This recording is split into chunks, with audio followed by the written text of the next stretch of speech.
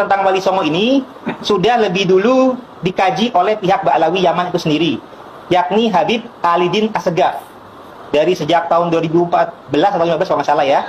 Nah, beliau menyatakan bahwasanya nasab Wali Songo sampai ke Rasulullah ini belumlah sesuai dengan kaidah ilmiah ahli nasab, hanya pendapat ahli sejarah saja.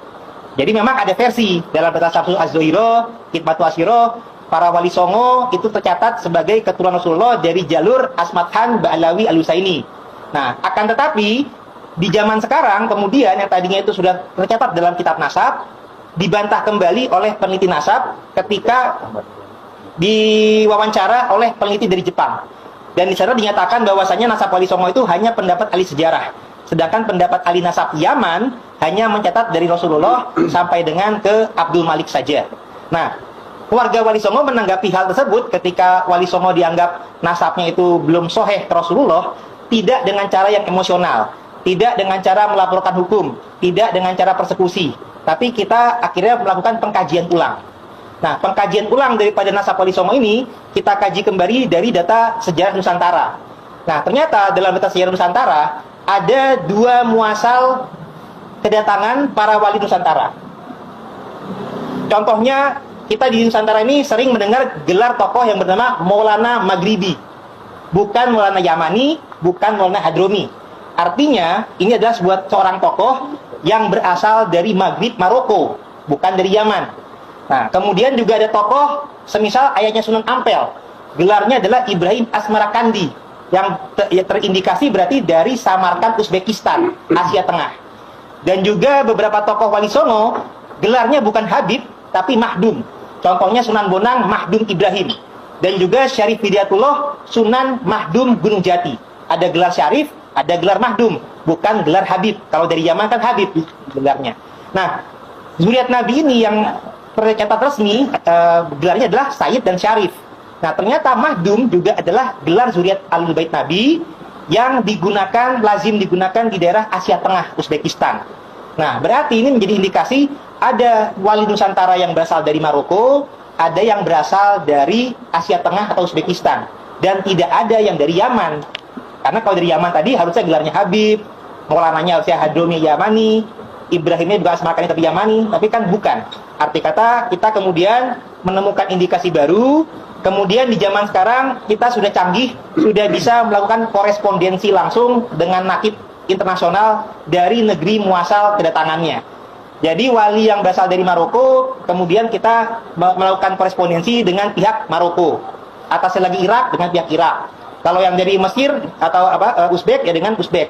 Nah, inilah yang ternyata para leluhur kita di zaman dulu atau sesepuh-sesepuh kita belum sempat mengkonfirmasi dengan daerah atau nakib keluarganya dari kalangan Maroko maupun kalangan Uzbekistan. Karena apa? Karena di masa lalu itu komunikasi masih susah, untuk perjalanan juga masih susah, dan kemudian ternyata penjajah Belanda mendatangkan kaum Arab dari Yaman yang sama-sama punya riwayat keturunan Nabi, sehingga berinteraksinya dengan kalangan Yaman ini sendiri. Sehingga di masa lalu sempat ada distorsi dan karena saking husnuzonnya dengan pihak Yaman. Tapi data-data yang ini pun adalah minoritas. Jadi apabila ada fitnah di YouTube bahwasanya kajian kimat ini harus mengganti data-data di Kraton, itu tidak benar. Kita sudah meneliti data manuskrip yang ada contoh tentang masalah versi Ba'alawi, itu hanya Carita Purwaka Carubanagari, Negara Kertabumi, Pustaka Raja Nusantara dengan data Palembang. Kurang lebih hanya itu.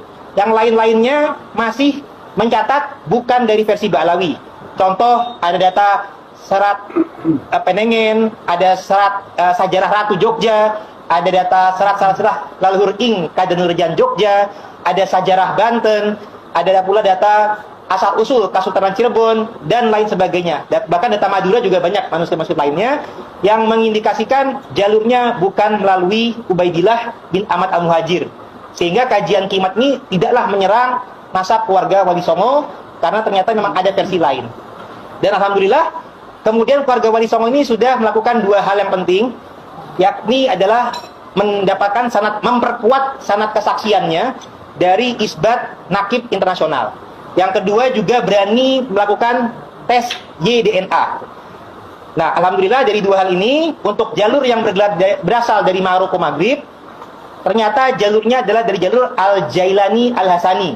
Sehingga bila mana di Indonesia ini ramai ada Thariqah Qadiriyah, ada juga manakib Syekh Abdul Qadir Al-Jailani, ini karena ternyata leluhur wali Nusantara memang ada kaitan erat dengan beliau-beliau.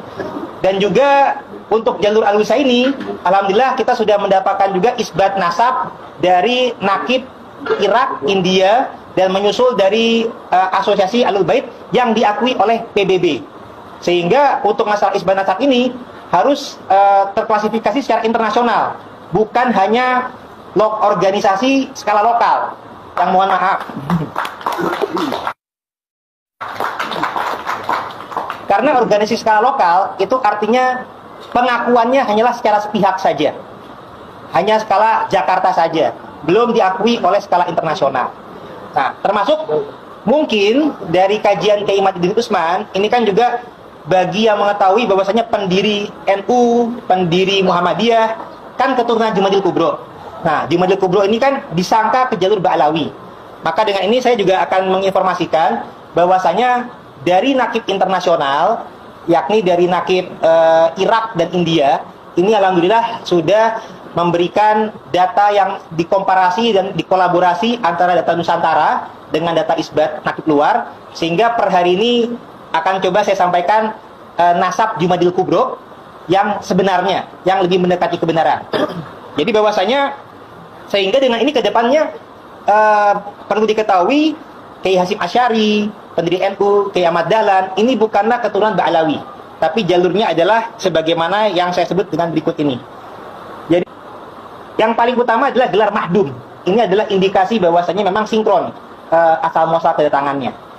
Jadi ternyata mahdum Jamaluddin Akbar atau Syekh Jumadil Kubro ini adalah bin Mahmud Nasruddin atau bin Mahdum Mahmud Nasruddin bin Jalaluddin bin Ahmad Kabir bin Jalaluddin Mahdumul Azamat Khan bin Mahdum Ali bin Ja'far bin Muhammad bin Mahmud bin Ahmad bin Abdullah bin Ali Aspori bin Ja'far Zaki bin Ali An-Naqi bin Muhammad At-Taqi bin Ali Ar-Ridho bin Musa Al-Kazim bin Ja'far Shodiq bin Muhammad Al-Bagir bin Ali Zainal Abidin bin Imam Hussein bin Ali bin Abi Thalib yang menikah dengan Sayyidah Fatimah Zahra binti Nabi Muhammad sallallahu alaihi wasallam. Jadi dengan ini insya Allah kedepannya bahwasanya jangan lagi menganggap kajian Kimat ini menyerang juga pendiri NU, Muhammadiyah dan keluarga Wali Songo lainnya, karena jalurnya berbeda. Dan ini juga selain dengan data dari nakib, kita juga menyesuaikan dengan kajian tes YDNA. Nah, tes YDNA ini yang dari Maroko tadi terbukti mengandung kode mutasi genetik jalur Hasani. Kalau yang dari Uzbek, jalur Husaini. Dan juga alhamdulillah ada sinkron dengan peta migrasi leluhur. Jadi dari tes YDNA itu ketahuan leluhur kita ini muasalnya dari mana. Nah, jadi bahwasanya Wali Songo itu leluhurnya itu berasal dari Hijaz Arab Saudi, pindah ke Irak Iran, pindah ke Asia Tengah Uzbekistan, pindah ke India Pakistan, baru ke Nusantara. Andai kata versi Asmat Khan Ba'alawi itu betul, semestinya dari Irak tadi pindah dulu ke Yaman di arah barat dayanya. Karena dalam riwayat versi tersebut 9 generasi ada di Yaman.